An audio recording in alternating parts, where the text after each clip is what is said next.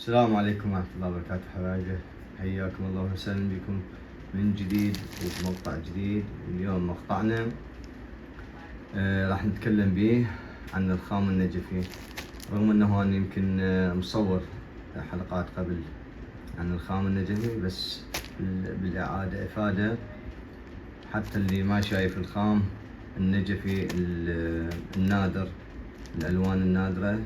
فهسه ان شاء الله راح نعرض لكم اياه من جديد، خليكم وياي نشوف وياكم الله. هذا الالوان، هذه المناظر الجميلة. اللهم صل على محمد وآل محمد. يا الله، بسم الله الرحمن الرحيم. هذه الالوان الساعة مو واضحة كلش، راح نبينها من خلال ما نصب عليها الماي، راح تتضح اكثر عندنا. بسم الله.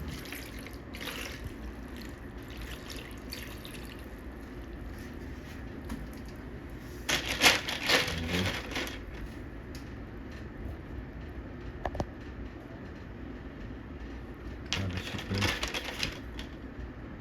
وهذا يكون اللون النفطي. نقرب الصورة شوي أكثر.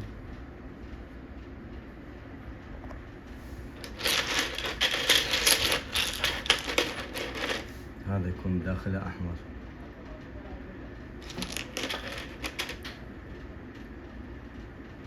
هذه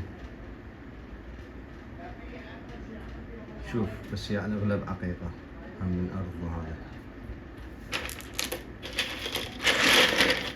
عندك بعد، هذه مثلا يكون داخلها قد أشياء تكلسات بحيث تعطي مظهر ومنظر جميل. احنا شلون نستغل هذا الترتيب الإلهي ونسوي. رجعنا وياكم نكمل المقطع. هذه يكون داخلها نقاط سوداء واللون عسلي، وهذا يكون داخلها تثلجات ودماد أصفر أو لون أصفر.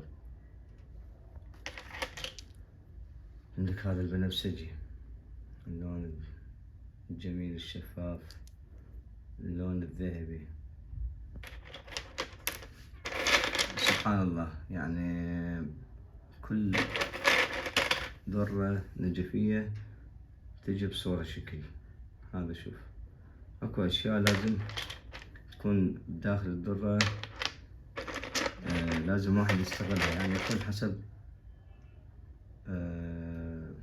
ابداع المقابل، يعني اللي يشتغل بيها يكون هو صاحب القيادة، هو اللي يقدر يركب الخام ويسقله ويطلع بأحلى صورة. شوف هسه هذا اللون الجميل زعفران.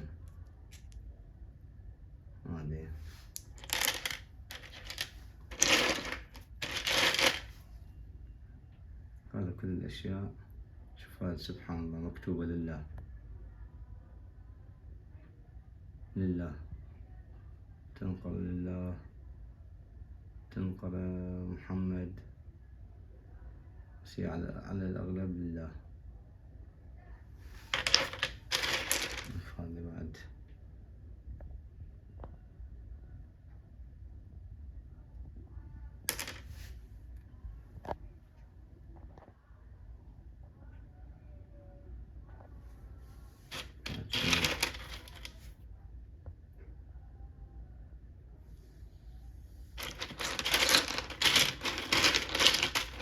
نحاول نبين لكم خيرات أرض النجف.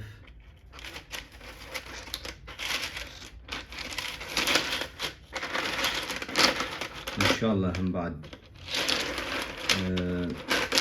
اليوم هذه الحلقة يكون بس عرض الخام، بس إن شاء الله يكون عندنا مراحل ثانية الحلقات الجاية إذا طيبين إن شاء الله. راح أعرض لكم بعض الخامات قبل، يعني خام، وبعدين بعد الخام الصقل شلون يكون بأي صورة.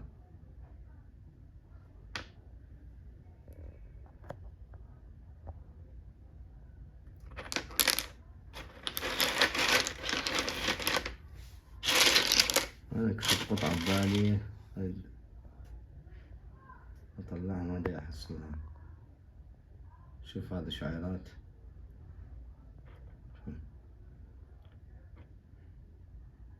وايد من الناس يقولون انه الدر النجفي يكون ثلجي ماكو من هذا الصافي، فهذا قاعد احنا نطلع لهم هذا الصافي.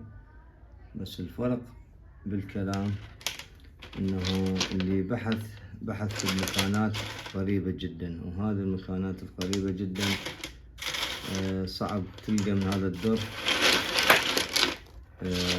الصافي اللي هو يكون ملون وصافي. دائما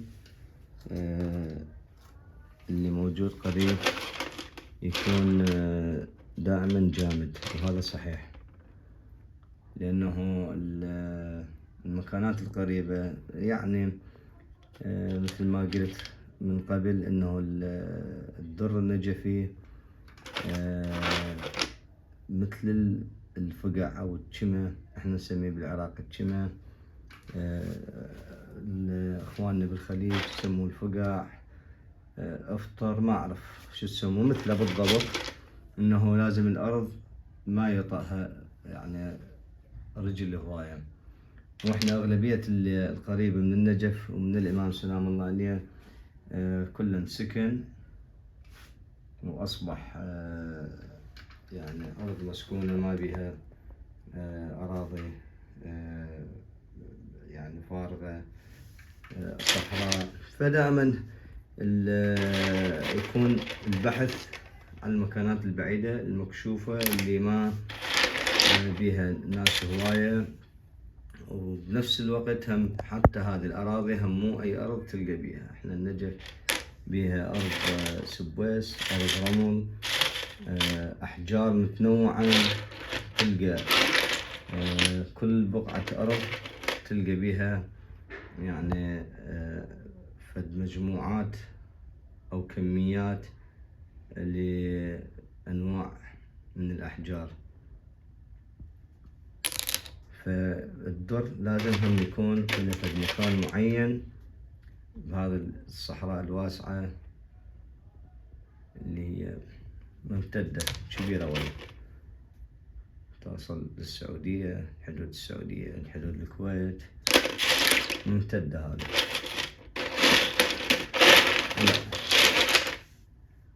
على طول الأرض العراق موجود هذا ترى، خصوصا اللي الجهة اللي تحدنا ويا الخليج. سبحان الله، يعني على الأغلب بس هذه المناطق على الأغلب حسب معلوماتي ومعرفتي، هذا المكانات بس اللي موجود بها هذا الدر متوفر، هذا اللون النفطي.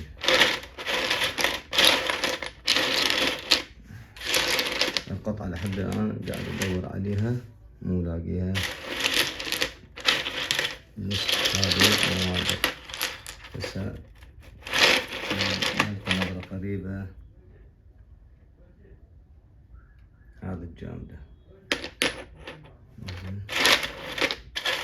هذا يكون بها نقاط.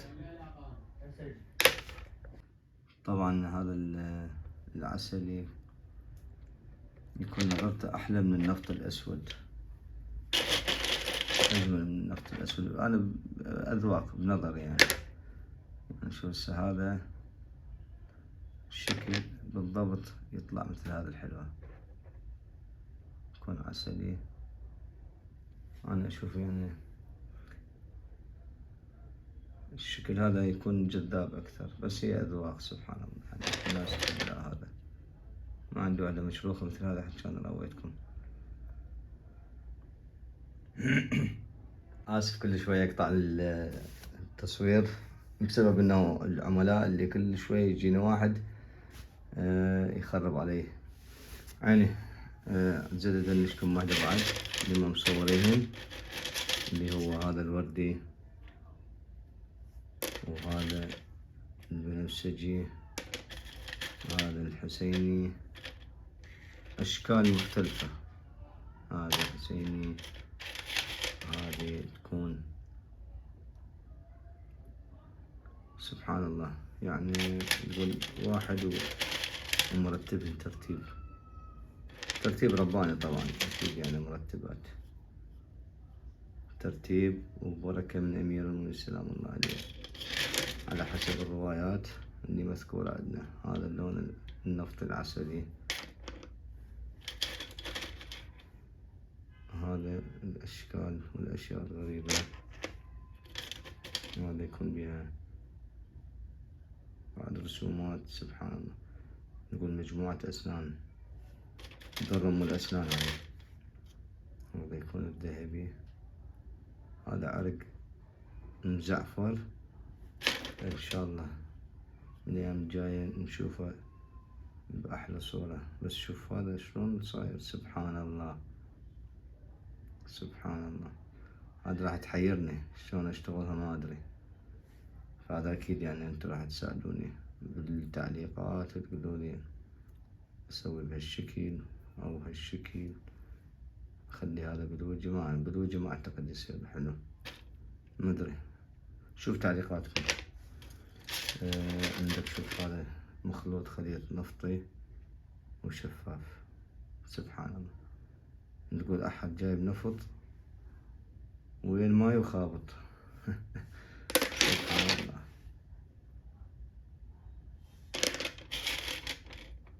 هذا النوع الضبابي اللي يكون بالضبط شبيه حجر القمر بالضبط.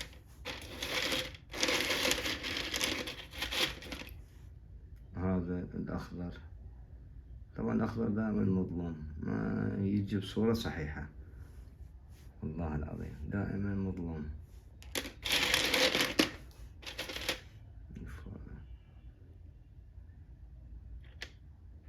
هذا تكون طحلبية طبعا اللي ردتها لحد الآن ما ردتها. هذا يكون رصاص على أخضر.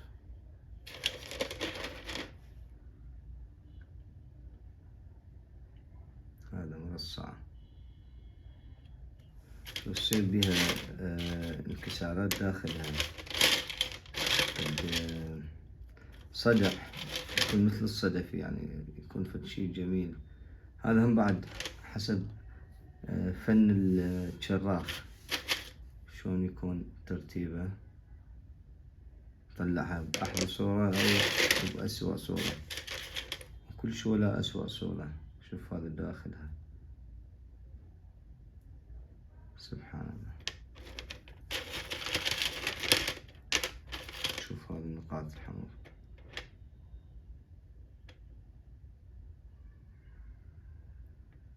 مجروحة المسكينة هذه، مضروبة من كل أكتارها. هذا الذهبي، هذا الذهب.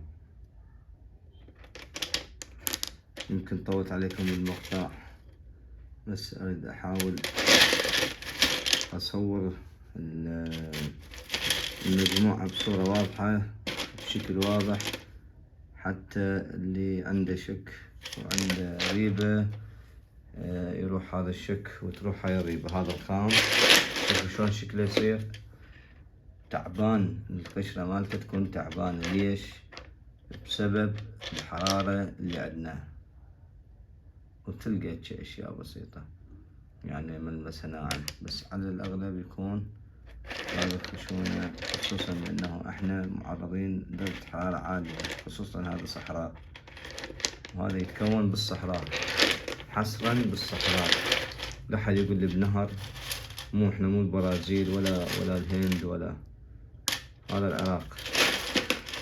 هذا يتكون جريان المي والمطر والرعيد، بعدين من يبدي يكبر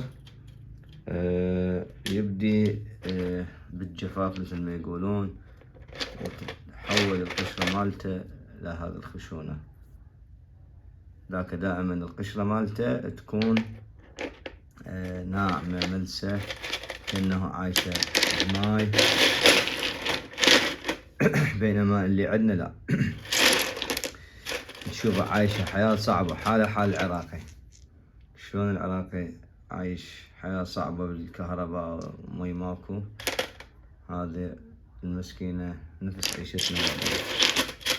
هذا اكو اشياء هواي، والله هواي اشياء جاي تفوتني وانا اريد الحق اكمل المقطع على السريع.